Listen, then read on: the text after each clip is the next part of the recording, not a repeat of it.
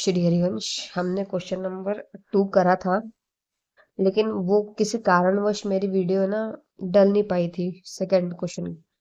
सो मैंने आगे की वीडियो डाल दी थी लैडर वाली, और फोर्थ क्वेश्चन में हमने डाल दिया था। तो मैं डायरेक्ट यहाँ से आपको सेकंड क्वेश्चन समझा रही हूँ। उम्मीद रखती हूँ कि आपको समझ में आएगा। So students, the sum of third and seventh term of an AP is 6। उसने क्या कहा है, जो सम होता है मतलब प्लस सम होता है उसका थर्ड और सेवंथ टर्म का, वो होता है 6 और प्रोडक्ट होता है 8। उसने हमको क्लियरली कहा रखा है। वैसे ही हमने क्या करा, A3 plus A7 is equal to 6 लिख दिया था। A+3 हमने A3 को लिखा और A7 A+6D लिखा। अगर 8D यहाँ होता तो हम A+7D लिखते। ओके, है ना।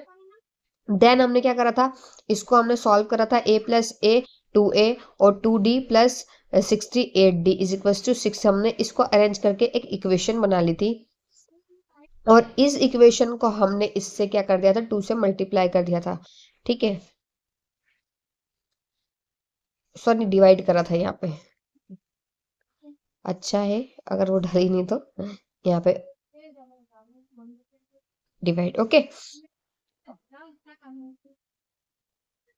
देन उसके बाद फर्स्ट इक्वेशन हो गई। हमको बोला था प्रोडक्ट, तो हमने इज इक्वल टू में 8 लिख दिया। अब स्टूडेंट्स हमारे पास 8 क्या है, ए क्या आया था 3 - 4D। हमने इसको भी उसी तरीके से स्प्लिट करा, और हमने क्या करा, ए की जगह पर वैल्यू रख दी 3 - 4D। यहाँ पे जो A+2D निकला था, ये हमने A3 की जगह रखा था, A2 की जगह ये रखा था। हमने यहाँ पे भी A3 की जगह पे ये रखा, और A7 की जगह पे A+6D रखा। इनका इंटू है जो हमारे पास आएगा सम, उसका इंटू निकलेगा 8। ठीक है, तो हमने इसको क्या करा, ए की जगह पर याली वैल्यू रख दी +3D, और 3 - 4D +6D is equal to 8। ठीक है स्टूडेंट्स, हमने क्या करा, इसमें जो हमारे पास इसको सॉल्व करने के बाद, जैसे -4D + 2D -2D आ गया, -4D + 6D sign of greater number 2D आ गया, प्लस का इज इक्वल टू 8। अब यहाँ पे हमने इक्वेशन लगा दी A + B का स्क्वायर। ठीक है, A² + B का स्क्वायर। A + B का स्क्वायर लगाने पर हमने 3 3 ×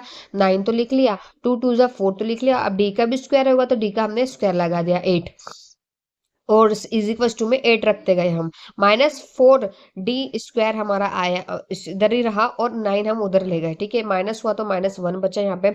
अब स्टूडेंट माइनस माइनस का तो हमने कट कर दिया।